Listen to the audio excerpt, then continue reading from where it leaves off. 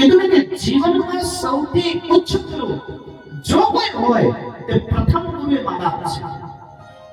પ્રથમ ગુરુ એ મા-બાપ છે. પછી મા-બાપ પોતાના બાળકને ટીચર પાસે મોકલાવે કે સ્કૂલમાં મોકલાવે, અને પછી એક ટીચર હોય એ બાળકને ભણાવે. એ પણ પ્રથમ ગુરુ છે. મા-બાપ પછી બીજો ગુરુ એ ટીચર છે.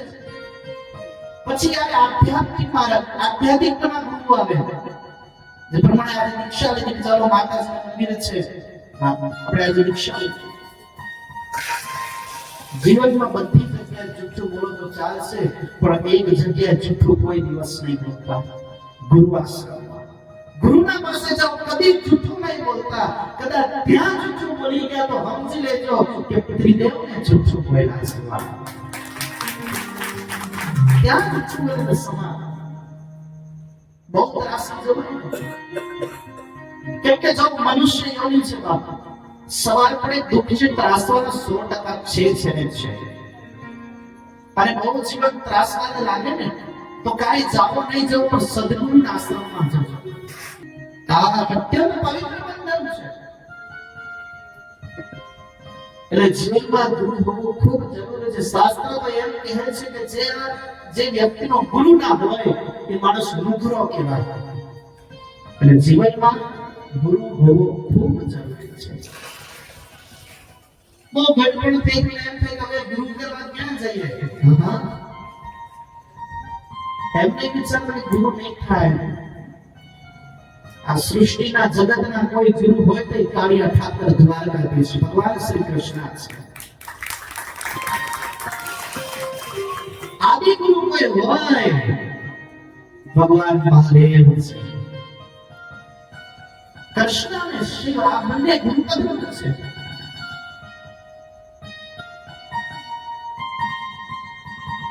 કહેવાય કે ગુરુ પરંપરા એ આદિકાળથી આવતી આવી છે, અને આ ગુરુ પરંપરામાં રહેવામાં ભલાઈ છે.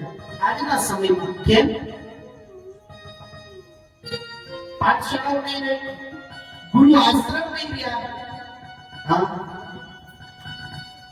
અને મા બાપ બિચારા ત્રાસી ગયા કે સાંજ પડે એટલે છોકરો પૌવા પીવા જાય છે. સમજાવીએ તો સમજતા નથી. હવે શું કરીએ? મેં તો એવા પરિવાર જોયા છે જે ઘરમાં ગુરુઓ બેઠા છે. બાળકોને ગુરુ આશ્રમમાં લઈ જઈને છોકરાઓ વ્યસન નથી કરતા, એવા પરિવાર છે. ક્યારેક ઘણા બધા ભક્તો એમ કહે કે અમે ગુરુ દીક્ષા લીધી પણ અમારા ગુરુ બહુ મોટા થઈ ગયા છે, અમે બોલાવતા નથી. પણ ગુરુ શું કરે? એની વ્યવસ્થા થઈ ગઈ હોય, માણસની ભીડ એકત્રિત થવા જતી હોય ધીમે ધીમે, તો ગુરુ પણ શું કરે? પણ જીવનમાં કચવાટ લાવે નહીં. ભલે ગુરુ બોલાવે કે નહીં બોલાવે, ગુરુ એ દિવ્ય જ્યોત છે, દિવ્ય પુંજ છે, અને આપણે આસ્થાથી ગુરુ માન્યા છે ને, તે ગમે વિષય સપનામાં પણ આવીને આપણને દર્શન આપે છે. એ ગુરુની તાકાત છે. એ ગુરુની તાકાત છે.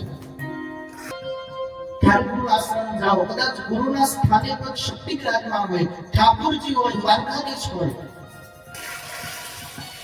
અને ભગવાન શ્રી કૃષ્ણની પાસે ગુરુજી બેઠા હોય, તો પગે કોને લાગવું જોઈએ? પ્રશ્ન બહુ બધાના છે. અમે મંદિર જઈએ, ગુરુજી વિરાજમાન હોય અને ભગવાન હોય, તો પગે કોને લાગવું જોઈએ? કબીર સાહેબ તો બહુ સરસ કહે છે, ગુરુ ગોવિંદ दोनों खड़े काहों को लागू पाए बलहारी गुरुदेव की जिन्होंने गोविंद क्यों बताया. અહીંયા દ્વારકાધીશ છે, અહીંયા સદગુરુ છે. હવે પ્રણામ કોને કરવાનો? ભગવાનને પ્રણામ નથી કરવું, પેલા ગુરુને પ્રણામ કરવું છે. કેમ? ગુરુના પ્રતાપે જ ઈશ્વર મહિલા છે, તો સૌથી પૂર્ણ અધિકાર ગુરુનો છે. ગુરુના પ્રતાપે દર્શન થયા છે, ઈશ્વરની પ્રાપ્તિ થઈ છે. એટલે વિશેષ નહીં, આજનો દિવસ એ આનંદનો છે. આનંદ કરજો. અને કદાચ તમારા ઘરમાં મા બાપ હોય ને, તો મા બાપને કોઈ દિવસ દુઃખી નહીં કરતા. બસ આ ગુરુ પૂર્ણિમાના દિવસે જો કોઈ પાઠ લેવા માંગતા હોય તો એટલું જ છે કે ઘરમાં બેઠો મા બાપને દુઃખી નહીં કરતા. ઘરમાં બેઠો મા બાપને વૃદ્ધાશ્રમમાં નહીં મોકલતા. ગડપણ આવે, બાળપણ બહુ સારું, જવાની ખૂબ સારી, પણ ગડપણ છે બહુ આકરું છે ભાઈ. ઘડપણ બહુ કઠિન છે. બાલબુદ્ધિ નહીં જવાય.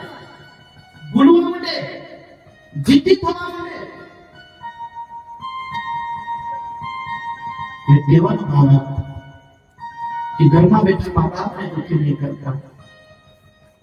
આજના દિવસે વિશેષ બીજું કેવું, તિલક લગાવતા શરમ નહીં રાખતા.